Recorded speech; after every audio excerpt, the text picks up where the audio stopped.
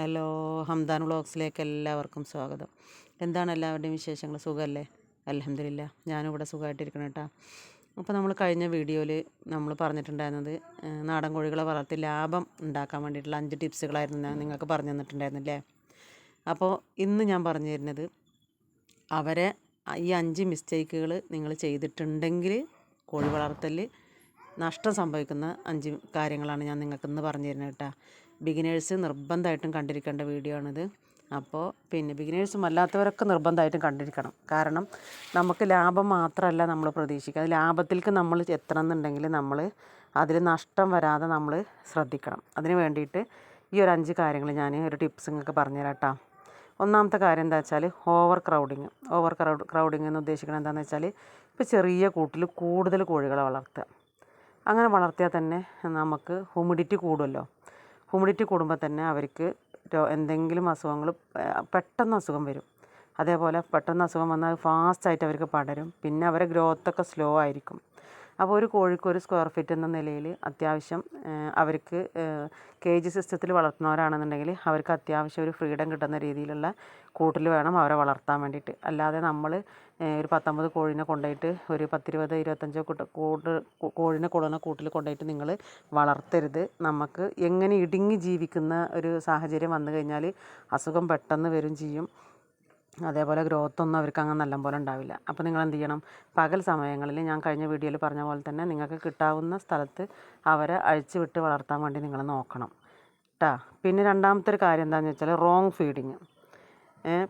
Wrong feeding കൊടുത്താൽ തന്നെ growth ഉണ്ടാവില്ല. റോങ് ഫീഡിങ് എന്ന് വെച്ചാൽ നല്ല പോലത്തെ തീറ്റ ഞാൻ കഴിഞ്ഞ വീഡിയോയിൽ പറഞ്ഞിട്ടുണ്ടായിരുന്നു. നമ്മൾ എല്ലാം ബാലൻസ്ഡ് തീറ്റ നമ്മൾ കൊടുക്കണം എന്നുള്ളത് കോഴികൾക്ക്. അല്ലാതെ റോങ് ഫീഡിങ്ങിൽ ഉദ്ദേശിക്കുന്നത് എന്താ വെച്ചാൽ ഒരു ദിവസം ഇപ്പോൾ നമുക്ക് കുറച്ച് ചോറ കിട്ടിച്ചാൽ ആ ചോറ് കൊടുക്കുക. പിറ്റത്തെ ദിവസം നമ്മൾ കിച്ചൺ വേസ്റ്റത്തെ എന്തെങ്കിലും ആണ് ചത് കൊടുക്കുക. പിറ്റത്തെ ദിവസം നമ്മൾ വേറെ എന്താ ചത് കൊടുക്കുക.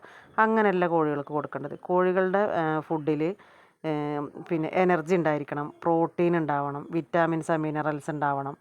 ഇതൊക്കെ ഉണ്ടെങ്കിൽ മാത്രമാണ് കോഴികൾക്ക് അതിൻ്റെ ഗ്രോത്ത് ക്ലിയർ ആയിട്ട് വരുള്ളൂ. ഇപ്പം നമ്മൾക്ക് തന്നെ ഒരു ഡയറ്റ് തരുമ്പോൾ ഇത്ര ഭാഗം പ്രോട്ടീന്, ഇത്ര ഭാഗം റൈസ്, ഇത്ര ഫ്രൂട്ട്സ്, ഇത്ര വെള്ളം, ഇത്ര ഭാഗം എത്ര എന്നൊക്കെ പറഞ്ഞിട്ട് നമുക്ക് തന്നെ ഒരു ബാലൻസ്ഡ് ഡയറ്റ് തരുന്നില്ലേ. അതുപോലെ തന്നെയാണ് കോഴികൾക്കും ബാലൻസ്ഡ് ഫീഡ് കോഴികൾക്ക് കൊടുക്കണം. അപ്പോൾ എന്ത് ചെയ്യണം, ആ കോഴികൾക്ക് കൊടുക്കുന്ന ഫുഡിൽ എനർജി ഉണ്ടാവണം, പ്രോട്ടീൻ ഉണ്ടാവും, വിറ്റാമിൻസ് മിനറൽസ് ഒക്കെ ഉണ്ടാവണം. അത് ഞാൻ കഴിഞ്ഞ വീഡിയോയിൽ നിങ്ങൾക്ക് ഞാൻ പറഞ്ഞു തന്നിട്ടുണ്ട്. നമ്മൾ പുറത്തുനിന്ന് വാങ്ങുന്ന തീറ്റകൾ നിർബന്ധമായിട്ടും കൊടുക്കണം എന്ന് പറയാൻ കാരണം അതാണ്. നമ്മൾ പെല്ലറ്റാണെങ്കിലും ഗ്രോവറാണെങ്കിലും സ്റ്റാർട്ടറാണെങ്കിലും അതേപോലെ വേറെ എന്തൊക്കെ തീറ്റയാണെങ്കിലും കോഴികൾക്ക് പുറമെന്ന് കൊടുക്കുന്ന തീറ്റകൾ നമ്മൾ കൊടുക്കണം. അതൊരു നേരം കൊടുത്തു കഴിഞ്ഞിട്ട് അഡീഷണലായിട്ട് മാത്രം നമ്മളുടെ കിച്ചൺ വേസ്റ്റും വേറെ എന്തൊക്കെ കാര്യങ്ങൾ കൊടുക്കുകയാണെങ്കിൽ നിങ്ങൾ കൊടുക്കണം കേട്ടോ. അത് ആ തീറ്റയിലാണ് അവർക്ക് എല്ലാ ബാലൻസും ഉണ്ടാവുക. അതേപോലെ നിങ്ങൾ വിറ്റാമിൻസിൻ്റെ മരുന്നുകൾ കൊടുക്കണം പുറമെ. അതൊക്കെ അതാണ് അങ്ങനെ പറയാൻ കാരണം. അങ്ങനെ ബാലൻസ്ഡ് തീറ്റ കൊടുത്താൽ മാത്രമേ കോഴികൾക്ക് അതിൻ്റെ ഗ്രോത്തും എല്ലേതും ഉണ്ടാവുള്ളൂ. അല്ലെങ്കിൽ വെറുതെ നെയ്ക്കെട്ടിക്കൊണ്ടിരിക്കുന്ന ഒരു അവസ്ഥയിലേക്ക് വരും. റോങ് ഫീഡിങ് വന്നാൽ അവർ നെഞ്ചുണക്ക്, അതേപോലെ ഭാരമില്ലാതായി വരുന്നൊരു അസുഖം, അതേപോലെ അസുഖങ്ങൾ വേഗം ഇമ്മ്യൂണിറ്റി പവർ കുറയും ചെയ്യും. നമുക്ക് തന്നെ നമുക്കിപ്പോൾ ഒരു വിറ്റാമിൻ ഡി കുറയുക, ഇ കുറയുക, അങ്ങനത്തെ സംഭവങ്ങളൊക്കെ വരുമ്പോൾ നമുക്ക് അതിൻ്റേതായ അസുഖങ്ങൾ വരുന്നില്ലേ. അതേപോലെ തന്നെ എല്ലാവർക്കും അവർക്ക് ബാലൻസ്ഡ് തീറ്റ നിർബന്ധമാണ്. മൂന്നാമത്തെ കാര്യം എന്താണെന്ന് വെച്ചാൽ വെള്ളം, ഷെഡൊക്കെ ക്ലീൻ ചെയ്യുക. അത് നിർബന്ധമാണ്. അത് ഞാൻ കഴിഞ്ഞ വീഡിയോയിലും പറഞ്ഞിട്ടുണ്ട്. നമ്മൾ എന്ത് ചെയ്യുക, ഞാനൊക്കെ ചെയ്യുന്നൊരു സംഭവം എന്താണെന്ന് വെച്ചാൽ എന്നും വെള്ളപാത്രം കഴുകും. ഞാൻ കോഴിക്കൂട്ടിൽ വെള്ളം കഴിഞ്ഞിട്ടുണ്ടെന്നുണ്ടെങ്കിൽ ഇപ്പോൾ ഈ കാണുന്ന പാത്രങ്ങളൊക്കെ അതിലത്തെ വെള്ളം കഴിഞ്ഞാൽ ഞാൻ നന്നായിട്ട് രണ്ടാമത് വെള്ളം നിറക്കുമ്പോൾ നന്നായിട്ട് ക്ലീൻ ചെയ്തതിന് ശേഷം മാത്രമേ ഞാൻ വെള്ളം നിറക്കുള്ളൂ. കൂടാണെങ്കിലും ശരി, ഇപ്പോൾ കുട്ടികളൊക്കെ ഇട്ട കൂട് കണ്ടോ, ആ കൂടൊക്കെ ഇനിയിപ്പോൾ അവരെ ഒരു ബാച്ച് ഇങ്ങോട്ട് കഴിഞ്ഞാൽ ആ ബാച്ച് കഴിയുമ്പോൾ ഞാൻ ആ കൂട് വൃത്തിയാക്കിയിട്ട് അതിൽ കുമ്മായം വിതറിയതിൻ്റെ ശേഷം ഞാൻ ചെയ്യുള്ളൂ. അങ്ങനെ നമ്മൾ കൂടും അതേപോലെ ഷെഡൊക്കെ നന്നായിട്ട് വൃത്തിയാക്കുക. അതൊക്കെ ഒരു പരിധി വരെ ചെയ്താൽ തന്നെ നമ്മളുടെ കോഴികൾക്ക് അസുഖങ്ങൾ വരില്ല. അസുഖങ്ങൾ വരാതിരിക്കുമ്പോൾ നമുക്ക് ഓട്ടോമാറ്റിക്കലി നമുക്ക് ലാഭം കൂടും. ഒരു കാര്യമാണ് വാക്സിനേഷൻ സ്കിപ്പ് ചെയ്യാൻ ഞാനൊരിക്കലും പറയില്ല. വാക്സിനേഷൻ ചെയ്യണം. എന്താ വെച്ചാൽ വാക്സിനേഷൻ ഞാൻ കഴിഞ്ഞ വീഡിയോയിൽ പറഞ്ഞിട്ടുണ്ടായിരുന്നു. നാടൻ കോഴികൾക്ക് ചെയ്തിട്ടില്ലെങ്കിൽ കുഴപ്പമില്ല എന്ന് പറയാൻ കാരണം നമ്മൾ ഇതുപോലെ ബാലൻസ്ഡ് തീറ്റയും എല്ലാ കാര്യങ്ങളും അവരെ ശ്രദ്ധിച്ച് കൊണ്ടുപോവുകയാണെന്നുണ്ടെങ്കിൽ നല്ല ഇമ്മ്യൂണിറ്റി ഉള്ള കോഴികളാവും. അവർക്ക് നാടൻ കോഴികൾക്ക് അപ്പോൾ അതിൻ്റെ ഇമ്മ്യൂണിറ്റി പവർ ഉള്ളതുകൊണ്ട് പെട്ടെന്ന് അസുഖം വന്നു കഴിഞ്ഞാൽ അവർക്ക് ബാധിക്കില്ല. പക്ഷേ ഒരിക്കലും നിങ്ങൾ വാക്സിനേഷൻ ചെയ്യേണ്ടെന്ന് ഞാൻ പറയില്ല. വാക്സിനേഷൻ ചെയ്യണം. വാക്സിനേഷൻ ചെയ്ത കോഴികളാണ് നല്ലത്. ഒന്നും കൂടി ഇമ്മ്യൂണിറ്റി പവർ അവർക്ക് കൂടും.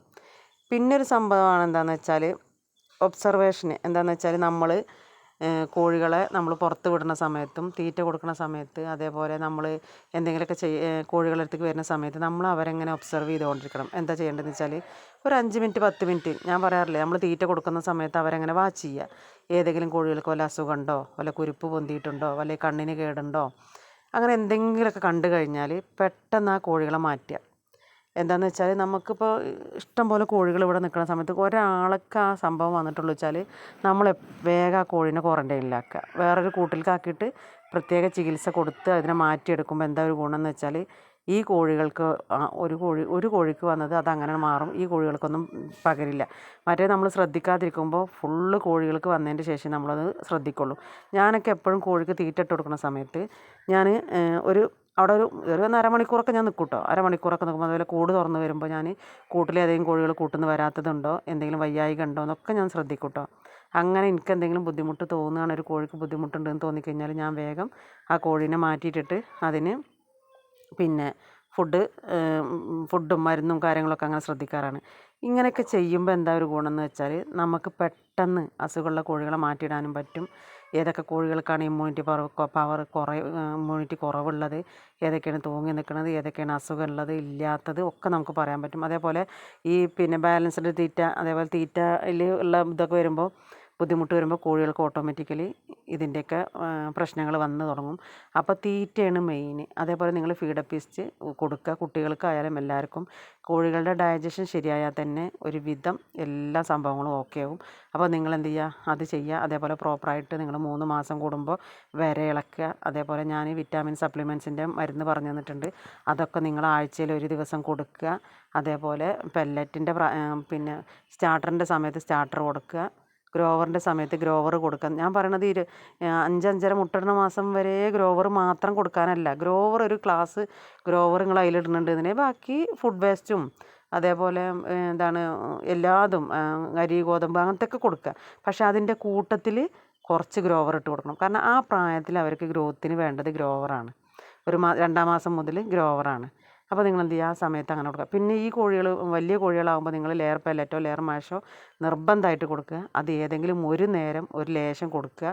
പിന്നെ നമ്മൾ എന്ത് ചെയ്യുക, ഫുഡ് വേസ്റ്റും ഫുഡിൻ്റെ എന്തൊക്കെ നിങ്ങൾക്ക് കൊടുക്കാൻ പറ്റും അതൊക്കെ കൊടുക്കുക. പക്ഷേ നിർബന്ധമായിട്ടും നമ്മൾ ലെയർ മാഷോ ലെയർ പെല്ലറ്റോ മുട്ടയിടുന്ന കോഴികൾക്ക് കൊടുക്കണം. കാരണം എന്താണെന്ന് വെച്ചാൽ അതിലാണ് അവർക്ക് അതിൻ്റേതായ മുട്ടയിടാനുള്ള എല്ലാ കാര്യങ്ങളൊക്കെ ഉണ്ടാവും. നമ്മൾ എത്ര ആയാലും നമ്മൾ കൊടുക്കുന്ന തീറ്റയിൽ അതില്ല. അപ്പോൾ അവർക്ക് എനർജിയും പ്രോട്ടീനും വിറ്റാമിൻസും മിനറൽസും എല്ലാതും കിട്ടിക്കഴിഞ്ഞാലാണ് ശരിക്കൊരു കോഴിയുടെ ഗ്രോത്തും ശരിയായി വരുള്ളൂ, ശരിക്കും മുട്ടയിടുള്ളൂ, ശരിക്കും ഗ്ലേസിങ് ഉള്ള കോഴികളെ കിട്ടുള്ളൂ. ഇതൊക്കെ നിങ്ങൾ ശ്രദ്ധിക്കാതിരിക്കുകയാണെങ്കിൽ പെട്ടെന്ന് നിങ്ങൾ കോഴി വളർത്തൽ പൊട്ടി തകർന്നു പോകുന്നെന്ന് എനിക്ക് പറയാൻ പറ്റുള്ളൂ. കാരണം എന്താ വെച്ചാൽ ഇപ്പം നമുക്ക് തന്നെ എന്തെങ്കിലും അസുഖം വന്നു വെച്ചാൽ നമ്മൾ ഡോക്ടറെ അടുത്ത് പോയ ഡോക്ടർ പറയും ഇന്ന കുറവുണ്ട്, ഇപ്പോൾ വിറ്റാമിൻ ഇൻ്റെ കുറവുണ്ട്, അല്ലെങ്കിൽ വിറ്റാമിൻ ഡിയുടെ കുറവുണ്ട് എന്നൊക്കെ പറയുമ്പോൾ നമ്മൾ അഡീഷണലായിട്ട് അതിൻ്റെ എടുക്കണില്ലേ. നേരെ മറിച്ച് നമ്മളൊരു ഫുഡ് കഴിക്കുന്ന സമയത്ത് ഇപ്പോൾ കുറേ ആളുകൾ അങ്ങനെയാണല്ലോ, എല്ലാ സംഭവം ഉൾക്കൊള്ളിച്ചുകൊണ്ടാണ് ചെയ്യുക. അപ്പോൾ അങ്ങനെ നമ്മളെന്തിപ്പോൾ ചെയ്യുക, ചോറ് കുറച്ചിട്ട് നമ്മൾ ബാക്കിയുള്ളതൊക്കെ ഇങ്ങനെ കൂട്ടി കൊണ്ടും. അതേപോലെ തന്നെയാണ് ഇവർക്ക് ചോറ് കൂടുതൽ കൊടുത്തു കഴിഞ്ഞാൽ നെയ്ക്കെട്ടാണ്. അപ്പോൾ കൊടുക്കണതിന് കുഴപ്പമില്ല.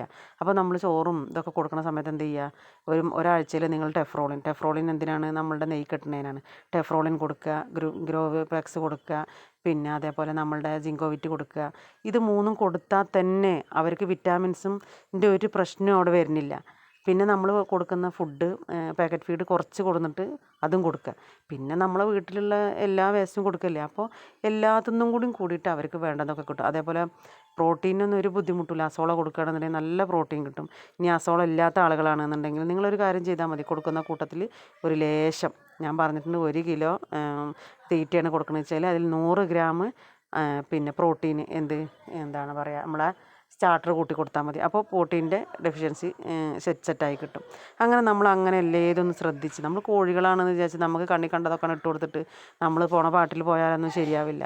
നമ്മൾ ആരെ ശ്രദ്ധിക്കുന്നുണ്ടെങ്കിലും, ഒരു കുട്ടികളായിക്കോട്ടെ, ഒരു വയസ്സായവരായിക്കോട്ടെ, അല്ലെങ്കിൽ നമ്മളായിക്കോട്ടെ, അല്ലെങ്കിൽ ഒരു കോഴിയോ ആട് പശു ഒക്കെ ചെയ്യുകയാണെങ്കിൽ നമ്മൾ അതിൻ്റേതായ എല്ലാതും നോക്കിയിട്ട് വേണം ചെയ്യാൻ. അപ്പം ഇങ്ങനെയൊക്കെ ചെയ്തുകൊണ്ട് പോവുകയാണെന്നുണ്ടെങ്കിൽ നമ്മളെ കോഴി വളർത്തലിൽ നമുക്ക് ലോസ് ഉണ്ടാവില്ല, നമുക്ക് നഷ്ടം വരില്ല. അപ്പോൾ ഒരു ലാഭത്തിൻ്റെ ഒരു വീഡിയോ ഞാൻ ചെയ്തു. അപ്പോൾ അതേപോലെ നഷ്ടത്തിൻ്റെ ഒരു വീഡിയോ ആണ് ഞാൻ നിങ്ങൾക്ക് പറഞ്ഞു തരുന്നത്. അപ്പോൾ നിങ്ങൾ ഈ കാര്യങ്ങളൊക്കെ ഒന്ന് ശ്രദ്ധിക്കുകയാണെന്നുണ്ടെങ്കിൽ ഈ 2 വീഡിയോ മസ്റ്റായിട്ട് നിങ്ങൾ ഫോളോ ചെയ്യുകയാണ്. കഴിഞ്ഞ വീഡിയോയും ഈ വീഡിയോയിലും നഷ്ടവും ലാഭത്തിൻ്റെയും വീഡിയോ ഞാൻ പറഞ്ഞു തന്നിട്ടില്ല. അപ്പോൾ ഇതൊക്കെ നിങ്ങളൊന്ന് ഫോളോ ചെയ്യുകയാണെന്നുണ്ടെങ്കിൽ, പ്രത്യേകിച്ച് തുടക്കക്കാർ ഫോളോ ചെയ്യുകയാണെന്നുണ്ടെങ്കിൽ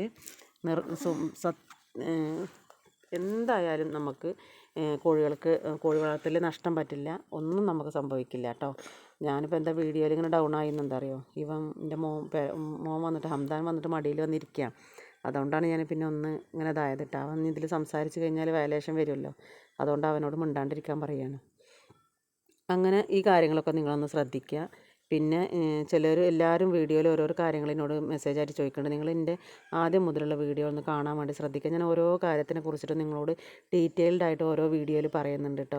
അപ്പോൾ നിങ്ങൾക്ക് ആ വീഡിയോ ഒക്കെ നിങ്ങൾ കാണുകയാണെന്നുണ്ടെങ്കിൽ നിങ്ങൾക്ക് അതിനെക്കുറിച്ച് ഒരു കാര്യത്തിനെക്കുറിച്ച് മാത്രം പറയുമ്പോൾ അത് പെട്ടെന്ന് നമുക്ക് ക്യാച്ച് ചെയ്യാൻ വേണ്ടി പറ്റും. നമ്മൾ അല്ലാത്തതിനെക്കുറിച്ച് പറയുമ്പോൾ നിങ്ങൾക്ക് അത് മനസ്സിലാവില്ല. അപ്പോൾ ഇതുപോലെയൊക്കെ നിങ്ങളൊക്കെ ഒന്ന് ചെയ്യുകയാണെന്നുണ്ടെങ്കിൽ ഇൻഷാ അള്ളാ ഒക്കെ സക്സസ് ആവും. പിന്നെ നമ്മൾ എഫേർട്ട് ഇടണം, എന്തിനും നമ്മൾ സ്ട്രഗിൾ ചെയ്യണം എല്ലാത്തിനും.